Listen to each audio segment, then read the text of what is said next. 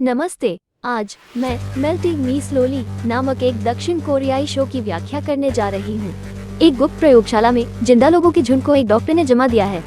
योजना उन्हें एक सप्ताह के लिए इसी अवस्था में रखने और यह गणना करने की है कि क्या वे उम्रदराज हैं। दुर्भाग्य से प्रक्रिया के दौरान उपकरण खराब हो जाता है और लोगों को अनिश्चित समय के लिए जमने के लिए छोड़ दिया जाता है।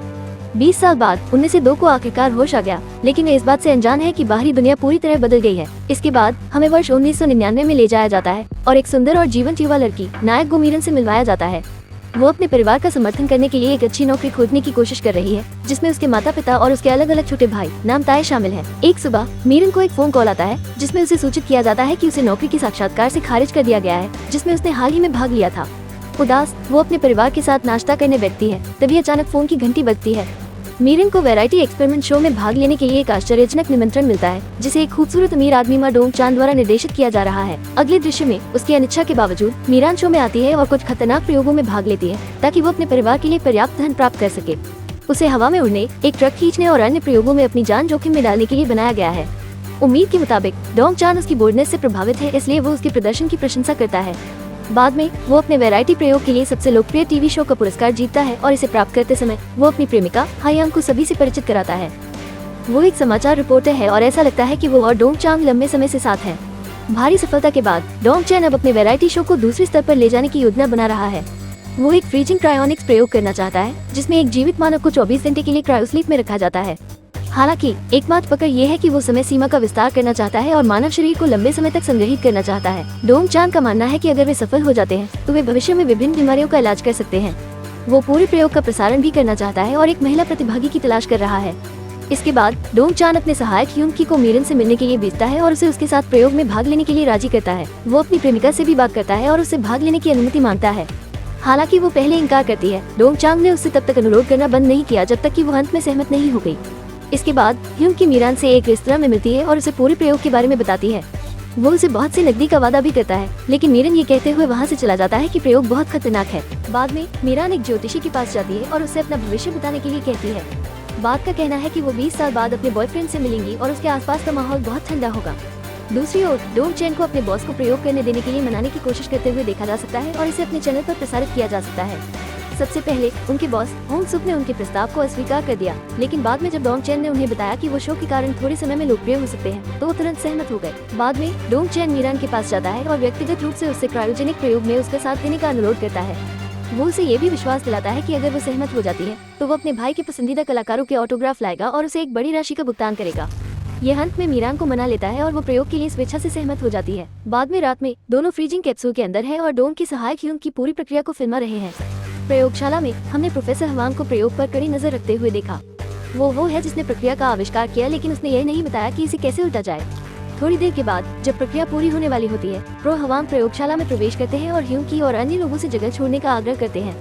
इसकी बजाय वो अपने छात्र क्यू को बुलाता है और उसे स्वयंसेवकों की देखभाल करने के लिए कहता है, जब वो कुछ महत्वपूर्ण काम पूरा करने के लिए बाहर जाता है। जैसे ही हवांग अपनी कार में प्रयोगशाला से बाहर निकलते हैं, हम देखते हैं कि एक रहस्यमय व्यक्ति उनका पीछा कर रहा है। बाद में हवांग की कार में विस्फोट हो जाता है और वो सड़क के बीच में पलट जाती है। अगले दृश्य में क्रायोजेनिक प्रयोग का समय समाप्त हो जाता है, लेकिन गिबोंग को पता नहीं है कि इसे कैसे रोका जाए।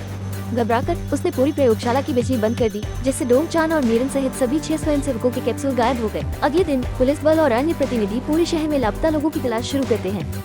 ये देखकर बॉस होंग सुक ह्यूंग की को अपने कार्यालय में बुलाता है और उसे प्रयोग के बारे में किसी को नहीं बताने के लिए कहता है। उन्होंने ये भी आदेश दिया कि इससे जुड़े सभी सबूतों को तत्काल नष्ट किया जाए। बाद में वो डोंग चान की प्रेमिका से भी मिलता है हायांग और उसे वही बताता है। वो विद्रोह करने की कोशिश करती है, लेकिन जब होंग सुक ने उसे 9 बजे की खबर पर मुख्य एंकर का पद प्रदान किया तो वो सहमत हो गई। हायांग तुरंत काम पर लग जाता है और ब्रेकिंग न्यूज की रिपोर्ट करता है, जहाँ कई लोग लापता हो गए। इस खबर ने नामताए सहित देश भर के कई लोगों को झकझोर कर रख दिया, क्योंकि वो अपनी बहन के बहुत करीब थे। वो मीरन के साथ बिताए सभी खूबसूरत पलों को याद करने लगता है। दूसरी ओर समाचार प्रसारण समाप्त होने के बाद हायांग स्टूडियो में अकेले बैठता है और डोंग चांग के साथ अपनी पहली मुलाकात की याद दिलाता है। वो आंसुओं में बिखर जाती है और प्रस्ताव स्वीकार करने पर पछताती है। ठीक उसी समय हमें एक गुप्त कमरा दिखाया जाता है, जहाँ प्रोफेसर हवांग एक बिस्तर पर सो रहे हैं और ऐसा लग रहा है कि वे अभी भी जीवित हैं और कोई उनकी देखभाल कर रहा है। धीरे धीरे समय बीतता है और मीरान और डोंग चान दोनों का परिवार अपने जीवन के साथ आगे बढ़ने लगता है। लेकिन एक दिन मीरान के माता पिता को एक गुमनाम प्रेषक से एक पत्र मिलता है, जिसमें कहा गया है कि उनकी बेटी सुरक्षित है, लेकिन उन्हें अपनी सुरक्षा के लिए इसे गुप्त रखने की जरूरत है। हालांकि उन्हें लगता है कि कोई उनके साथ मजाक कर रहा है। कुछ महीनों बाद जब उनका व्यवसाय विफल हो जाता है तो परिवार शहर से बाहर चला जाता है। इस बीच मीरन के दोस्तों ने स्नातक की उपाधि प्राप्त कर ली है और उन्हें नई नौकरी मिल गई है, लेकिन वे अब भी उसे याद करते हैं। दृश्य फिर 20 साल से 2019 तक तेजी से आगे बढ़ता है, जब होंग सुक मीडिया कंपनी के सीईओ बन गए हैं और ह्यूम की वैरायटी एक्सपेरिमेंट शो को संभाल रहे हैं। नाम ताए भी बड़े हो गए हैं और डोंग चान के पूर्व सहायक हायंग न्यूज़लाइन टीवी चैनल के प्रमुख एंकरों में से एक है। इस बीच गी बोम, जो एक अंतर्राष्ट्रीय सम्मेलन में भाग ले रहा है, को प्रयोगशाला से चेतावनी के बारे में अपने आईपैड पर एक सूचना मिलती है।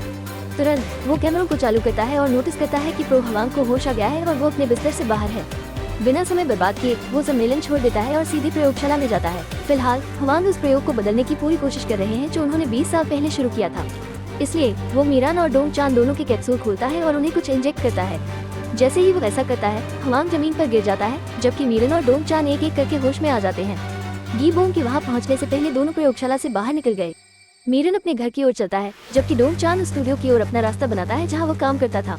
दुर्भाग्य से बाद का शरीर परिवेश के उच्च तापमान का सामना नहीं कर सकता है, इसलिए वो सड़क के बीच में निकल जाता है। बाद में डोंग चेंग को एक अस्पताल में लाया गया और डॉक्टर उसे बेहद सामान्य स्थिति में देखकर हैरान रह गए, सिवाय इस तथ्य कि उसके शरीर का तापमान एक सामान्य इंसान की तुलना में बहुत कम है। जल्द ही डोंग चेन जाग जाता है और डॉक्टर से उसकी उपस्थिति के बारे में ह्यूम की को सूचित करने के लिए कहता है।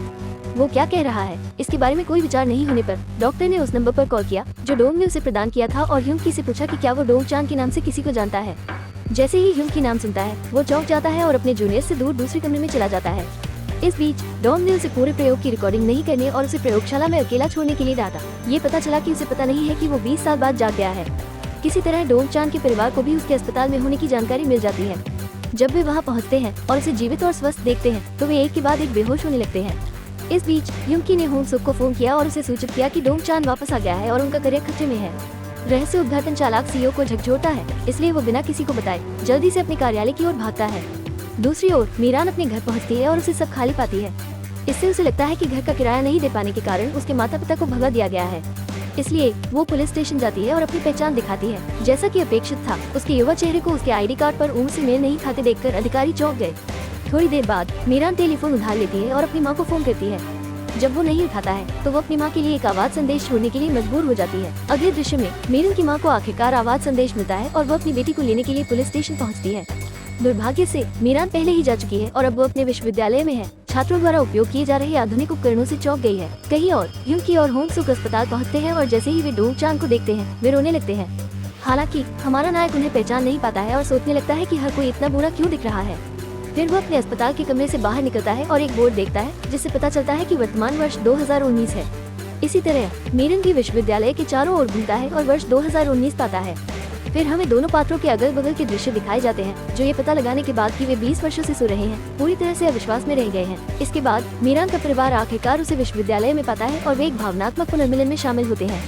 मीरन को उसके नए भव्य परिवार के घर में ले जाया जाता है, जहाँ उसकी माँ ने उसे सूचित किया कि उसने एक कंपनी की स्थापना की, जो मीरन ने उसे प्रयोग में आने से पहले दी थी, और अपने व्यवसाय की कमाई से अब वे एक बेहतर जीवन जी रहे हैं। मीरन लंबे समय से दूर है, लेकिन ये पता चला है कि उसके परिवार ने उसके लिए एक अलग कमरा तैयार किया है, जिससे वो भावुक हो गई है। अगले दृश्य में डोंग चान भी अपने परिवार के साथ घर लौट आता है।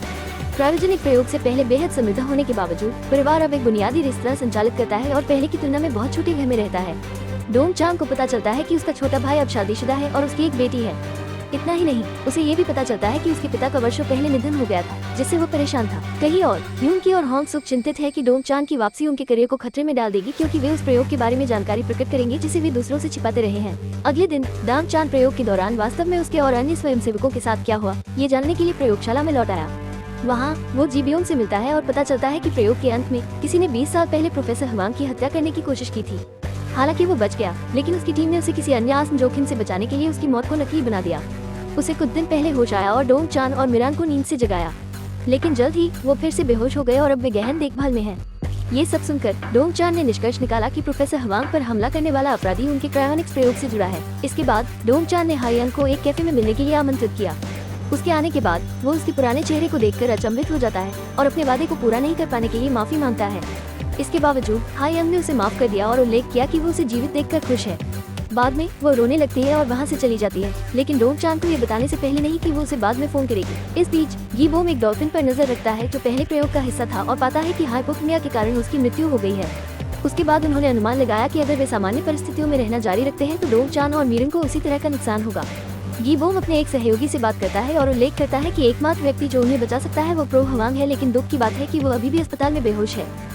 बहरहाल वो तुरंत डोंग चान को फोन करता है और उसे अपने शरीर का तापमान 33 डिग्री सेल्सियस से अधिक नहीं बनाए रखने के लिए कहता है। इसके बाद क्रोधित मीरन स्टूडियो में आता है, डोंग चान का सामना करता है और उसे 20 साल के नुकसान के लिए जिम्मेदार ठहराता है। कैप्सूल में सोते हुए अपने जीवन का इतना बड़ा हिस्सा खो देने से वो बहुत परेशान है, इसलिए इसकी भरपाई के लिए वो मांग करती है कि कार्यक्रम निदेशक उसे एक राशि का भुगतान करे। हालांकि डोंग चान ने उसे सूचित किया कि वो भी प्रयोग का शिकार है और उसकी मदद करने में असमर्थ है। इसके बाद मीरान अपने पिछले विश्वविद्यालय का दौरा करती है और घोषणा करती है कि वो अपनी पढ़ाई जारी रखना चाहती है। एक दिन उसके 20 साल पहले के प्रेमी ब्यूंग सिम, जो अब उसी विश्वविद्यालय में प्रशिक्षक है, ने उसे नोटिस किया। मीरन हालांकि उसे पहचान नहीं पाता है और उसके पीछे चलता है। इस बीच डोंग चान स्टूडियो में आता है और होंग सुक को सूचित करता है कि वो एक कार्यक्रम निदेशक के रूप में अपना करियर फिर से शुरू करना चाहता है। जैसा कि अपेक्षित था, चालाक सीईओ उसे तुरंत रोकता है और विषय को मोड़ने की कोशिश करता है, क्योंकि उसे डर है कि डोंग चान उनके रहस्य को उजागर कर सकता है। बहरहाल होंग सुक ने उन्हें जूनियर स्तर के निदेशक के रूप में नियुक्त किया और उन्हें स्टूडियो में शामिल होने की अनुमति दी। जैसे ही वो नियुक्त होता है, डोंग चैन कर्मचारियों पर नियंत्रण की कमी के लिए यूंग की को डांटता है। बाद में वो हा यंग से संपर्क करता है, जो उसे बताता है कि वो सप्ताहांत के दौरान मुक्त है और उससे मिलना चाहता है। डोंग चान, जो 20 साल तक तर्क भी नहीं कर सका, तुरंत प्रस्ताव स्वीकार कर लेता है। बाद में रात में मीरान घर लौटती है और अपने ईमेल देखने के लिए अपने भाई का लैपटॉप खोलती है। उसके आश्चर्य के लिए उसे 20 साल पहले के अपने सबसे अच्छे दोस्तों के ईमेल मिले। ये पता चला है कि उसकी मां ने उनसे झूठ बोला था कि मीरान अपनी पढ़ाई जारी रखने के लिए अमेरिका चली गई थी। अगले दिन मीरान अपने परिवार के साथ रात का खाना खाने बैठती है और उसके माता पिता का सुझाव है कि वो नौकरी खोजने के लिए कड़ी मेहनत न करे। वे उसे विश्वास दिलाते हैं कि परिवार की आर्थिक स्थिति पहले जैसी नहीं है और वे अब सब कुछ वहन कर सकते हैं। बाद में मीरान विश्वविद्यालय में अपनी कक्षा में भाग लेती है और सहयोग से विषय शिक्षक कोई और नहीं बल्कि ब्यूंग सिम है। वो उसे पहचानती नहीं है, लेकिन जैसे ही ब्यूंग सिम ने उसे अपनी कक्षा में देखा, वो घबरा गया और कांपने लगा। इस बीच डोंग चैन मीडिया कंपनी में विविध प्रयोग समूह में शामिल हो जाता है, लेकिन पाक नाम के एक कर्मचारी द्वारा पहले दिन उसके साथ बुरा व्यवहार किया जाता है। पाक उसकी उपस्थिति का मजाक उड़ाता है और उसे बताता है कि वो निर्देशन सीखने और कार्यक्रम के लिए काम करने के लिए बहुत अच्छा है। तभी यूंग की वहाँ आता है और दोनों को बहस करते हुए नोटिस करता है। वो तुरंत पाक को खींच लेता है, उसे डांटता है और फिर अपने अधीनस्थ के व्यवहार के लिए डोंग चान से माफी मांगता है। इसके बावजूद डोंग चैन ने ह्यूंग को डांटा और अपने जूनियर्स को कुछ शिष्टाचार सिखाने में सक्षम नहीं होने के कारण उसे अपमानित किया। कुछ समय बाद पूरी टीम अपने आगामी शो के लिए विचारों पर चर्चा करने के लिए एक बैठक में बैठती है। जब डोंग चान की बारी आती है तो वो अपने कुछ विचार प्रस्तुत करता है, लेकिन वे सभी आदिम और अरुचिकर होते हैं। नतीजतन उसे दूसरों से कोई प्रतिक्रिया नहीं मिलती है। बाद में ह्यूंग को मीरन का फोन आता है कि वो उससे मिलने और उसके ज्ञापन की देखभाल करने के लिए कहे। ये सुनकर ह्यूंग तुरंत होंग सुक के कार्यालय में जाता है और उसे उसी की याद दिलाता है। दूसरी ओर प्रो हवांग को फिर से होश आ गया, लेकिन दुख की बात है कि वो अपनी याददाश्त खो चुका है। गीबोम उसे वापस सामान्य स्थिति में लाने में मदद करने की पूरी कोशिश करता है। जब उसका कोई भी तरीका काम नहीं करता है तो वो प्रोफेसर को प्रयोगशाला में ले जाता है और उसे अपने द्वारा पहले डिजाइन किए गए फ्रीजिंग कैप्सूल को देखने को कहता है। हालांकि बूढ़ा बस कैप्सूल को देखता रहता है। अगले दिन मीरन स्टूडियो का दौरा करता है और डोंग चान, ह्यूंग और होंग सुक से मिलता है। बिना समय गंवाए वो उन पर अपनी जवानी के 20 साल बर्बाद करने का आरोप लगाती है और प्रयोग के 24 घंटे के भुगतान के हिसाब से मुआवजे की मांग करती है। ह्यूंग और होंग सुक ने राशि की गणना की और पता लगाया कि यह 35 बिलियन येन से अधिक है। इसलिए चालाक सीईओ ने ये कहते हुए मुआवजे को जल्दी से मना कर दिया कि मीरन अभी भी युवा और जीवित है। अगले दृश्य में मीरान के सबसे अच्छे दोस्त उससे एक उत्तर ईमेल प्राप्त करने के लिए आश्चर्यचकित हैं और तुरंत उससे संपर्क करें। जल्द ही वे एक रेस्तरां में मिलते हैं और मीरन को अपनी युवावस्था की तरह युवा और सुंदर देखकर चौंक जाते हैं। वे उसकी त्वचा को छूते हैं और उससे उसका रहस्य पूछते हैं। जैसा कि मीरन को प्रयोग का खुलासा करने से मना किया गया है, वो अपने दोस्तों को बताती है कि उसने अमेरिका में कुछ अच्छी कॉस्मेटिक उत्पादों का इस्तेमाल किया। दूसरी ओर डोंग चान हा यंग के साथ डेट पर जाता है और तारीफ करता है कि वो 20 साल बाद भी सुंदर दिखती है। जब वे बातचीत कर रहे होते हैं तो वो अपना मोबाइल फोन खोलता है और उस पर एक हालिया लेख पढ़ता है, जिसमें उसके लापता होने और उसके क्रायोनिक्स प्रयोग में शामिल होने की संभावना पर सवाल उठाया जाता है। मीरन के दोस्त भी खबर देखते हैं और उन्हें शक होता है कि वो उनसे कुछ छिपा रही है। कहीं और डोंग चैन की मां इस खबर पर गुस्सा हो जाती है और निर्देशक को डांटने के लिए ब्रॉडकास्टिंग कंपनी के कार्यालय जाने की तैयारी करती है। हालांकि जब वो जाने वाली थी तो उसकी पोती ने उसे ये कहते हुए रोक दिया कि उसके चाचा का प्रसिद्ध होना उनके पारिवारिक व्यवसाय के लिए एक अच्छी बात हो सकती है। बाद में डोंग चान प्रयोगशाला का दौरा करता है और जीवियों से मिलता है। उनकी मुलाकात के दौरान बाद वाले ने उन्हें क्रायोनिक कैप्सूल दिखाया, जिसमें अभी भी कुछ स्वयंसेवकों को कैद किया गया है।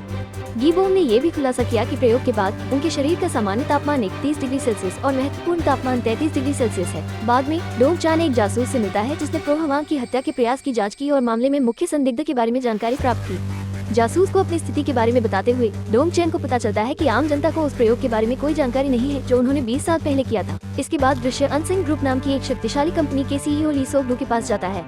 वो अपने अधीनस्थ को डोंग चान की पृष्ठभूमि की जांच करने और प्रो हवांग की जांच करने का आदेश देता है। यदि बात वाला जीवित है तो उसे तुरंत मारना होगा। हैरानी की बात है कि ली बिल्कुल एक ऐसे शख्स की तरह दिखते हैं जो अभी भी क्रायोनिक्स एक्सपेरिमेंट कैप्सूल में से एक में फंसा हुआ है। अंतिम दृश्य में डोंग चांग कार्यालय लौटता है और ह्यूम की से उसकी खोज करने की कोशिश नहीं करने और उसके गायब होने के बाद अधिकारियों को सूचित करने के लिए उसका सामना करता है। जवाब में ह्यूम की ने ये कहते हुए अपना बचाव करने की कोशिश की कि वो हांग सुक से प्रभावित था और उसके हाथ बंधे हुए थे। तभी मीरन भी डोंग चैन की तलाश में वहां पहुंचता है और उससे उसी प्रसारण स्टेशन पर उसके लिए नौकरी खोजने का अनुरोध करता है। एपिसोड समाप्त होता है क्योंकि हाय उन दोनों को अपनी आंखों में खेद के साथ देखता है। उन्हें यह एहसास होने लगा है कि अधिकारियों को पहले जानकारी न देकर उन्होंने बहुत बड़ी गलती की है। आगे क्या हुआ ये देखने के लिए अगला एपिसोड देखें। देखने के लिए धन्यवाद।